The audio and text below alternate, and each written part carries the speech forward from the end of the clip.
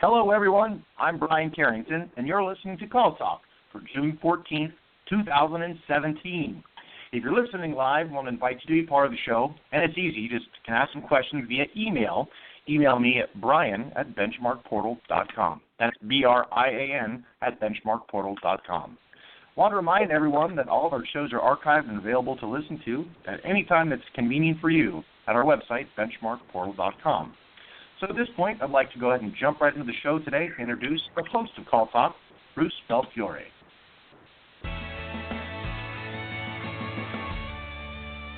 Thank you very much, Brian. And today we're going to be talking about some interesting things with an interesting person. So despite all the talks about bots and artificial intelligence and agents that won't be there, in fact, frontline agents are going to remain the lifeblood of most contact centers. Finding them, screening them, onboarding them, motivating them, coaching them, and holding them accountable remain major challenges for call center managers. So to talk about these issues, I've invited an old friend and contact center guru, Mike Tamer, to the show. Welcome, Michael. How you doing? I am very well, Bruce. It's so nice to speak with you. Okay, well, good. Well, you know, Michael has been a serial entrepreneur in the contact center space, and he started a long time ago. Michael, tell us how long ago you started in this industry. When dinosaurs were roaming the earth is when I started. So I've been in the call center industry or contact center industry or whatever you might want to call it since 1980. So a long time ago.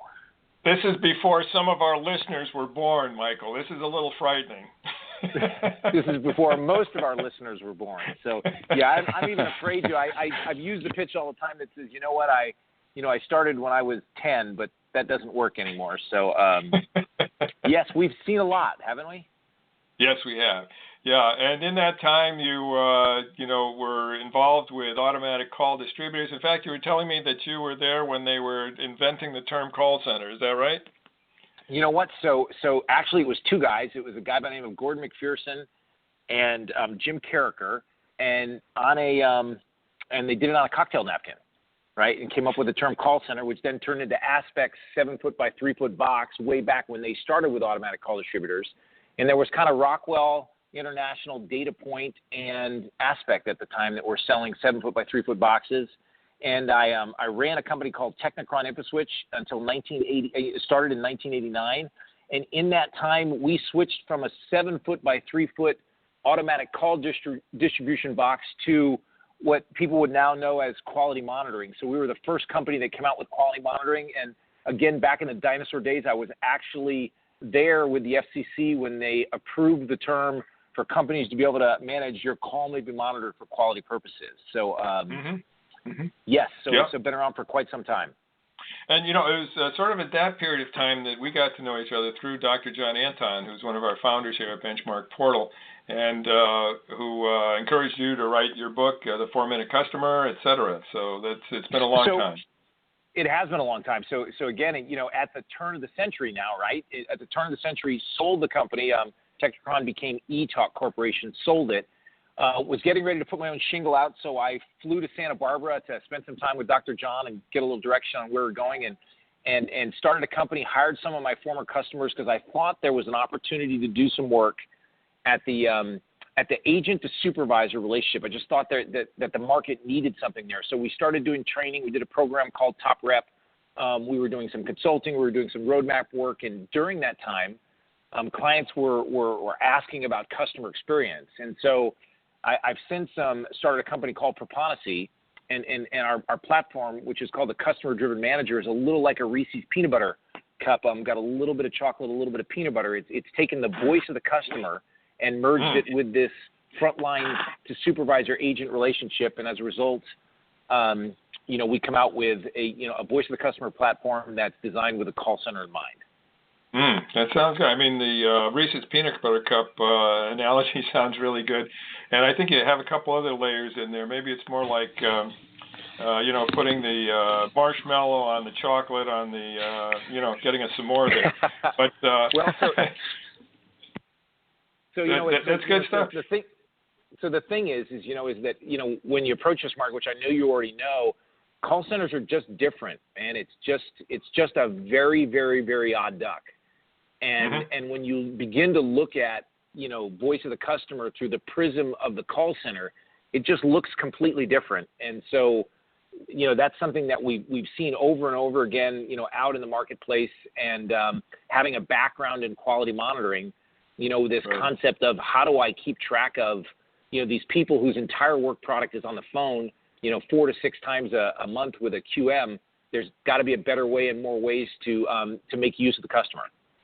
Exactly. And, these are the questions that are on the minds of a lot of our listeners. So this is great that you're here to talk about them, because the thread throughout your career really is a combination of contact center employees and technology. In other words, trying to figure out how to optimize personal productivity while maximizing happiness at the same time, because obviously you want to retain people. So, in fact, you have talked about the customer journey, voice of the customer. You also have something that you talk about, which is the voice of the call center. Could you talk to us a little bit about that?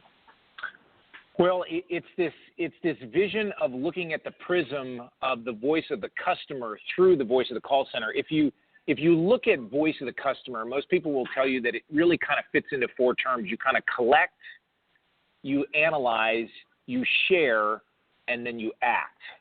But in most instances, when you act, the action is to send it other places and then keep track of what's happening. Well, in the call center, it's a little bit different, because we just can't act. It's not just something that we can do. When we find something out about the customers, we can't just pull everybody into a conference room and sit down and have a meeting with the whole group. If I want to work on a particular employee that's got an individual issue, it's very hard to take them to lunch. So call centers are different, and so we've got to find unique and different ways to try to drive the customer experience through one of the integral parts of it, which is this frontline agent. And let's face it, most companies are dealing with this same problem, right? Is that today the very worst employee you have is going to talk to more customers than your most highfalutin marketing executive may talk to in a month. Mm-hmm. And yeah. so no, I think one bad apple key, does spoil the whole bunch through, right? So yeah. So you've got to have a way to, and everybody's different, right? Every single rep is different. So we've got to have some sort of a way to solve the problem universally, but do it one individual at a time. And that is the challenge of all call centers and contact centers, and it's why we embrace all these different technologies and all these different ideas. And I mean, think about it. We've taken our most inexperienced employee, right? We've given them, in most instances, sadly, a low-paying wage with a 30 to 50% turnover rate. We connect them with the most valuable asset we have in our company, which is our customer, and we hope and pray everything turns out okay. Right. And right.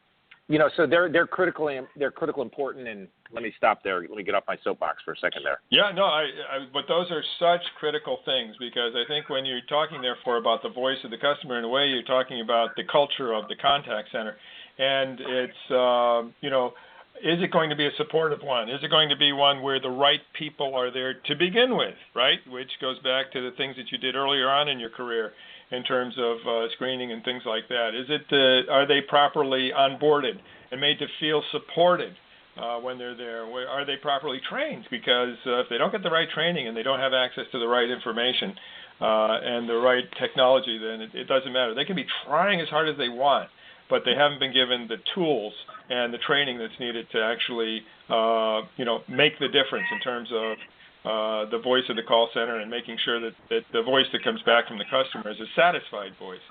If you think about it, Bruce, right?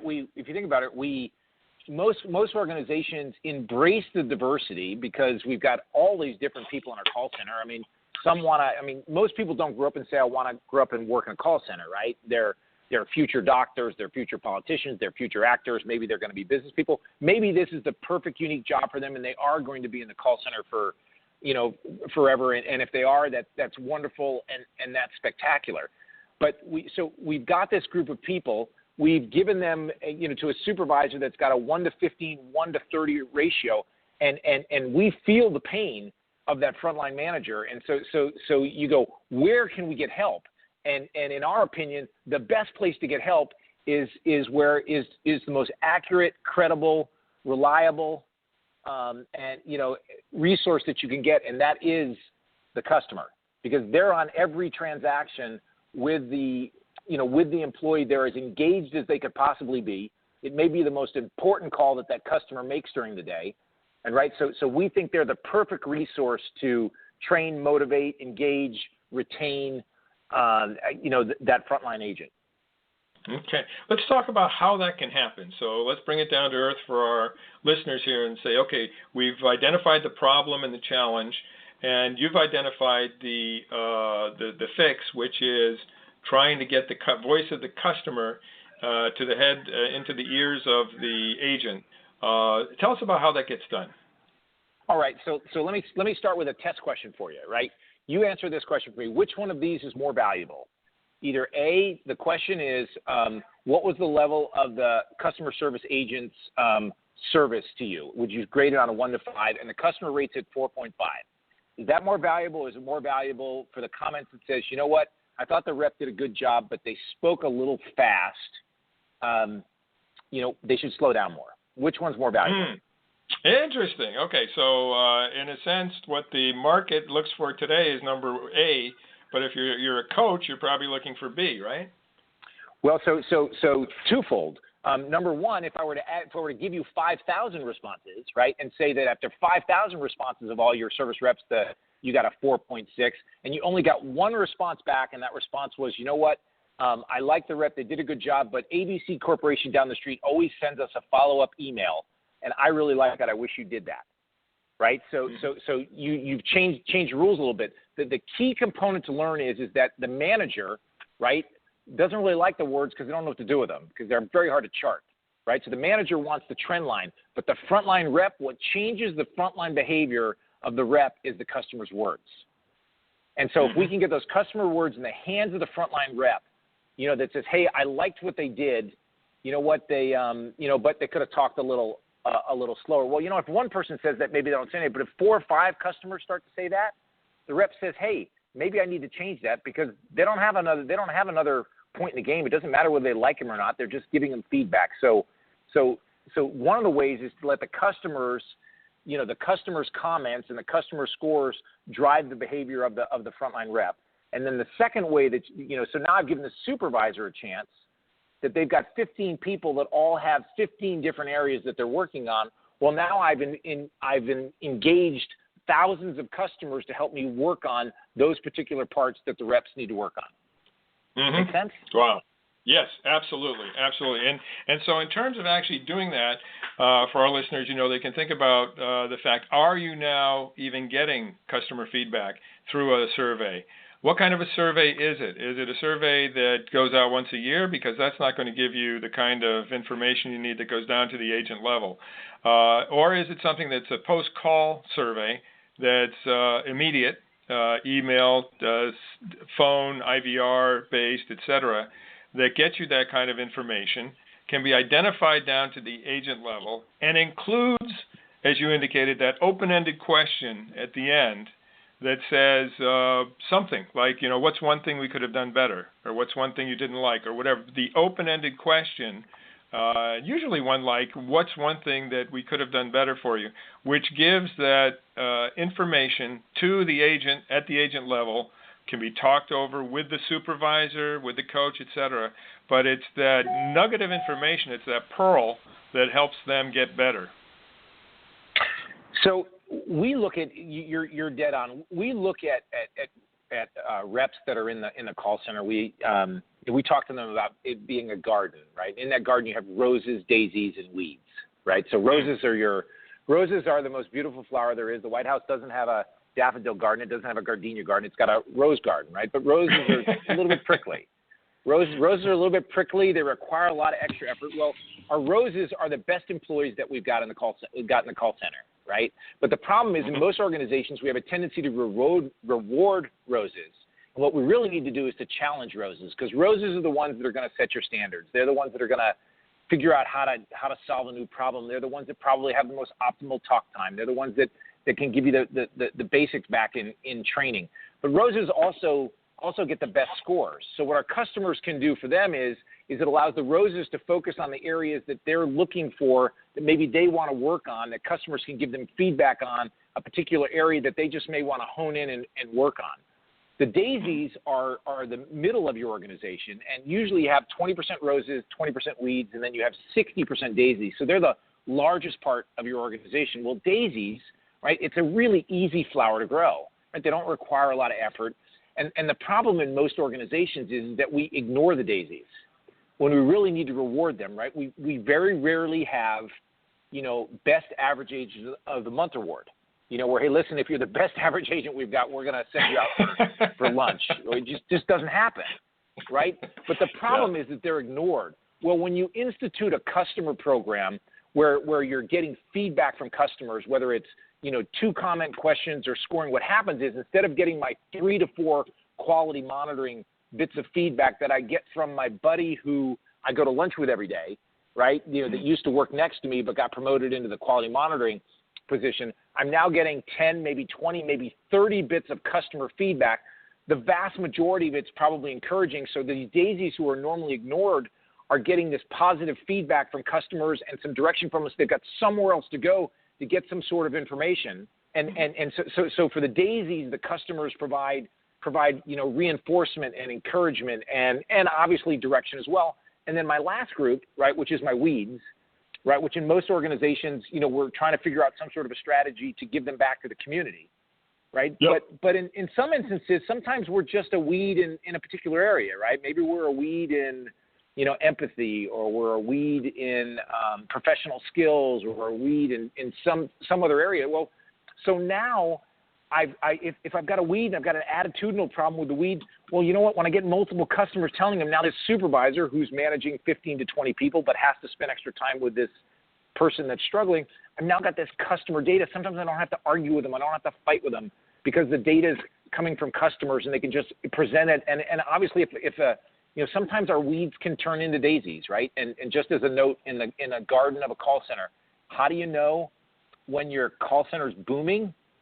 Your call center's booming when your weeds are better than everybody else's roses. Because you're always going to have daisies, roses, daisies, and weeds. What we're trying to do is to make our organization so successful that we keep moving the bar. We keep making it better. So customers allow you to have a different strategy with the garden in your call center. And because there's so many, and if you're doing post-contact surveys and you're asking and engaging in questions, I've got this constant feedback of encouragement and direction and training that I don't have normally. So it allows my frontline supervisor to manage better. It allows me to be a more driven organization. And, and the other thing is it creates an environment where the rep knows who they're talking to. They feel like they're getting some feedback, and we think it makes them better. Mm-hmm. No, those are great points. And, the roses, daisy, weeds paradigm is one I think people can take to heart. And the Daisies to Roses program that you're talking about is so important because, if you actually do find the ways that you mentioned to motivate people to do it, but first you have to measure them properly, right? So what you're saying is those daisies have to be identified as daisies in an accurate format, because if it isn't, then there won't be any credibility to your roses, daisy, weeds, format. And we see that all the time too, where people are judged based on, monitored calls 3 times a month, randomly selected. You don't have a statistical valuation done there. It's not valid. And the agents know it's not valid, so they feel resentful, and they, push back on the bad ones that come through. It's fine to, for instance, select for bad calls if you're just looking for teachable moments. It's not okay to do that if you're using it for purposes of evaluation, because that's not fair. And I don't know how many red-faced, managers I pointed this out to who said, "Ooh, gosh, we haven't been treating our people right, have we?" So, you have to have a really good program, the right technology to do that. It has to bring forth a substantial number over the course of a year if you're going to use it for purposes of evaluation. And but if you do that, then I think your Daisies to Roses program will really show the results. And your approach to weeds, Michael, I think is very instructive, because a lot of people do want to just turn those folks back to the community. And you've got this second look approach, which is, what can we do to help out the weeds become roses? And moving the bar is important. You have to be able to measure credibly for that bar to make sense. But when it does, then it's a thing of beauty. And I'm sure you've seen that many times. It's Bruce, last night or 2 nights ago, the Golden State Warriors won the NBA championship, right? They beat the Cleveland Cavaliers. Yes. Well, yes. On the Golden State Warriors, right, they have roses, daisies, and weeds, right? They've got weeds on their team, which are their worst performers of this championship environment. And I always joke with people. I say, you know what, in the Olympic downhill skiing race, right, there's somebody came in last, right? But I promise you they're better than you and I skiing or anybody that's on this phone skiing, right? So you're always going to have weeds, and you have to be in a position to be able to embrace them, and you have to have a plan for them. You have to have a plan for them in order to move your organization. So you just can't keep replacing them, because they're always going to be there, right? So what we're trying to do is we're trying to make our weeds better, and the only way to make your weeds better is to have them stick around, right? Because that's because the only worst problem than having weeds that you don't like is having massive turnover, right? So if I've got massive turnover, I ask call centers all the time, you better have a core competency, of finding and engaging and bringing in new employees. You need to be great at hiring and welcoming and integrating new employees into your organization. If you're a call center, you need to be really, really good at it, because it's the kind of an environment where it's just going to happen. So if I'm good at it, I'm welcoming. And by the way, I think that when you bring a new hire into your organization, it ought to look a lot more like a fraternity rush or sorority rush, where you bring people in and you help them to understand how it is to work in your organization. And and that starts with the manager. I mean, it starts with the leader. It starts with that frontline supervisor. From the thousands of call centers that I've been into, I think a call center rep is only looking for 3 things, right? They want to know what their job is. They want the skills and tools necessary to do their job. And the third thing they want, and the thing that they want more than anything, is they want a manager that has their best interests in mind. It doesn't mean they want a nice manager, they want a happy manager, they want a funny manager, but they want a manager. They want to know that the person that they're working for has their best interests in mind. And with those, I can create an environment that will allow people to thrive and grow for whatever the season is that they happen to be in an organization. Yeah. Well, and those things that you just talked about are so important. They require thought. They require planning. They require feedback. And I like your analogy to fraternity rush or sorority rush. And let's make sure that we're not talking about hazing, right? No, sir. We're talking about 2017. Exactly. 2017, no hazing. No hazing. No booze brought in, all that kind of good stuff. So, and the best interest part includes a component which is willingness to listen. And so a lot of what, a manager listening to this may be saying is, okay, I've got to do this, I've got to do that, and I've got to plan this, and I've got to think through that. And you do. All that's very important, but you also have to listen and get feedback. I think about a roses thing that we use in Scouts, which is roses, thorns, and hopes. So when I've done, 10-day backpacking trips, we'll get the Scouts around the campfire at night, and we'll go around and we'll say, what are your roses, thorns, and hopes? And the roses are, what's the good stuff that happened today? The thorns are, what's the bad stuff that happened today?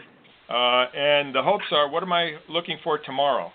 And that's where you get the feedback.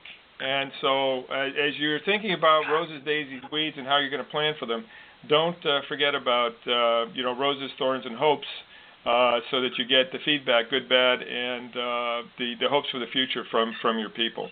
Well, this has been really good, and the time is flying by here. Brian, I know you've got some questions there. Should we go over to those now? Sure. I've got, I think, what is a thorn of a question for you guys. So, Michael, this one comes from Henry, and Henry asks, what is your favorite fix when morale is low? We have a problem with it right now. So my favorite fix, and I'm forgive me, I'm going to give you two favorite fix, right? So my favorite fix is always the cheapest fix that there is, which is the very cheap, inexpensive, usually for the first time in somebody's life, standing ovation, right? Which is that you find somebody in your center that's done something unique, maybe the last person that's had a child, or somebody that's, whatever it is, and then you simply give that person, a standing ovation. It costs absolutely no money, and what you'll find is that invariably it's the first standing ovation they've ever gotten in the history of their life, and it creates an environment where people get to encourage and cheer for someone else other than themselves, and they usually are genuinely happy about doing it. And it's a very quick, very short, but a really simple way to change the ebb and flow or the negative part of the center. And then, in order to avoid a bad day, my other one for you is that you just need to call center managers need to start great. You need to have a great start. You need to be all about starting great. And because if you start great, you got a good shot at finishing. As we all know, if you're in a call center and you get off to a bad start, the day's gone. Once you get behind, you can't catch up. So be a great greeter, be a great starter, and it'll help you as well. Yeah, those are great inputs. And from things that I've seen in centers that I've been on, the one definition of leadership is never having an off day, which is a really, really high bar. That's tough to do. But if, in fact, you make it a point to be there and greet people, as you mentioned, on the way in, people who aren't used to being recognized by name. And, in fact, in one center that had very low morale, and we recommended that they do this, within 3 months, people were coming back with comments like, I can't believe it. My supervisor knows my name. Not only that, my manager knows my name and is greeting me on the way in and during the course of the day. So the old management by walking around, greeting people. The other thing is handwritten notes can make a big difference with individuals, obviously, because, people don't do that anymore. Handwritten notes are a big thing. And if you actually, somebody has gone through a weekend, you're in a call center that deals with, cars that are broken down, AAA type place, and you've had to keep people over a weekend or something, and you send a handwritten note to them at home, okay? Not only are they going to see it, but their spouse, who has been inconvenienced, is going to see it as well, and that will end up, put on the family refrigerator, and the whole family will see how that individual's work has been recognized and appreciated. So, anyway, those are some more thoughts. Back to Brian. Okay, great. Good thoughts there.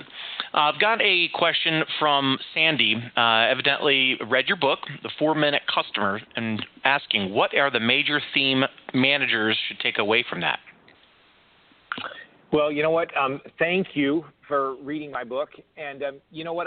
I think that the major theme that you come away with from the book, or the one that I'm trying to get across is that every individual in your call center is unique and special and has potential, and that you need to treat them accordingly. But it must start with the underlying underpinning for a manager is it must start with ownership, which means that embracing the ownership of the rep being responsible for themselves, being responsible for communication, being responsible for their statistics, being responsible for their performance.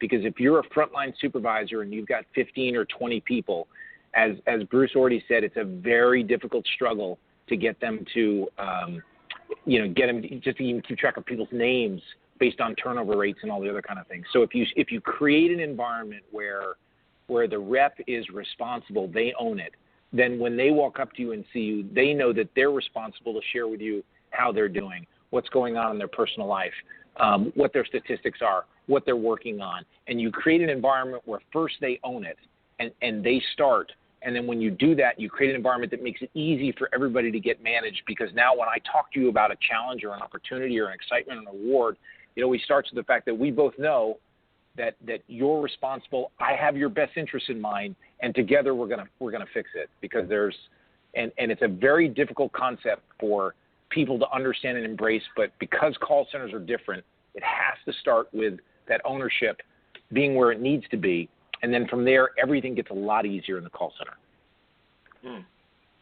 Well, great answer. And actually, I'm not going to add anything to that because I think there's one more question, and that's all we'll have time for. So back over to Brian.